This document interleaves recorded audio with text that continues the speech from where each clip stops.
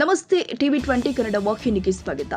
ರಾಯಚೂರು ಜಿಲ್ಲೆಯ ದೇವದುರ್ಗ ತಾಲೂಕಿನ ಜಾಲಹಳ್ಳಿ ಗ್ರಾಮದಲ್ಲಿ ಪ್ರಾಥಮಿಕ ಕೃಷಿ ಪತ್ತಿನ ಸಹಕಾರ ಸಂಘದ ಚುನಾವಣೆಯಲ್ಲಿ ಆಯ್ಕೆಯಾದ ನೂತನ ನಿರ್ದೇಶಕರಿಗೆ ತಾಲೂಕು ಕರ್ನಾಟಕ ರಕ್ಷಣಾ ವೇದಿಕೆ ಹಾಗೂ ಜಾಲಹಳ್ಳಿ ಹೋಬಳಿ ಘಟಕದ ವತಿಯಿಂದ ಭರ್ಜರಿ ಸನ್ಮಾನ ಕಾರ್ಯಕ್ರಮ ಹಮ್ಮಿಕೊಳ್ಳಲಾಗಿತ್ತು.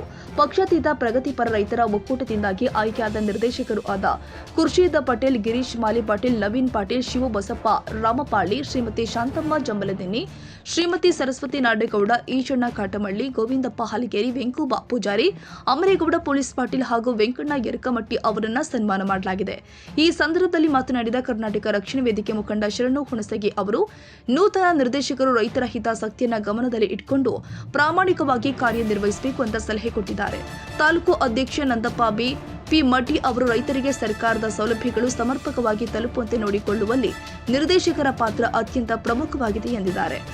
ತಾಲೂಕಾ ಹುಬ್ಬಳ್ಳಿ ಘಟಕದ ವತಿಯಿಂದ RSSN ಸೊಸೈಟಿಯ ನಿರ್ದೇಶಕರಾಗಿ ಆಯ್ಕೆಯಾಗಿರತಕ್ಕಂಥ ಎಲ್ಲ ಸದಸ್ಯರಿಗೆ ಇವತ್ತು ಸನ್ಮಾನವನ್ನು ಹಮ್ಮಿಕೊಂಡಿದ್ದೀವಿ.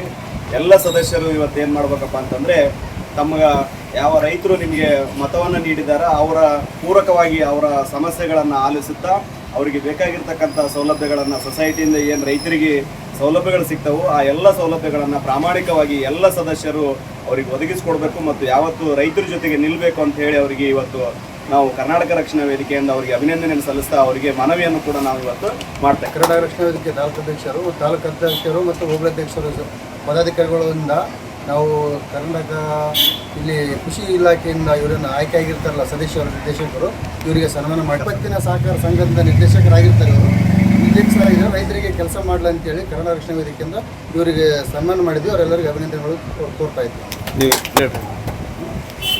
ಕರ್ನಾಟಕ ರಕ್ಷಣಾ ತಾಲೂಕು ಅಧ್ಯಕ್ಷರು ರಂದಪ್ಪ ಅಂತೇಳಿ, ಹೋಬಳಿ ಅಧ್ಯಕ್ಷರು ತಮ್ಮಣ್ಣ, ಸಂಚಾಲಕರು ಭೀಮಣ್ಣ, ಅಮರೇಶ್, ವೆಂಕಟೇಶ್, ಭೀಮರಾಯ, ಶಾಂತಪ್ಪ ಸೌಕರ, ಶರಣು ಉಣಿಸಿ. ಕಾರ್ಯಕ್ರಮದಲ್ಲಿ ಗ್ರಾಮದ ಗಣ್ಯರು, ಗ್ರಾಮಸ್ಥರು ಹಾಗೂ ಕರ್ನಾಟಕ ರಕ್ಷಣಾ ವೇದಿಕೆ ತಾಲೂಕು ಮತ್ತು ಹೋಬಳಿ ಪದಾಧಿಕಾರಿಗಳು ಉಪಸ್ಥಿತರಿದ್ದರು.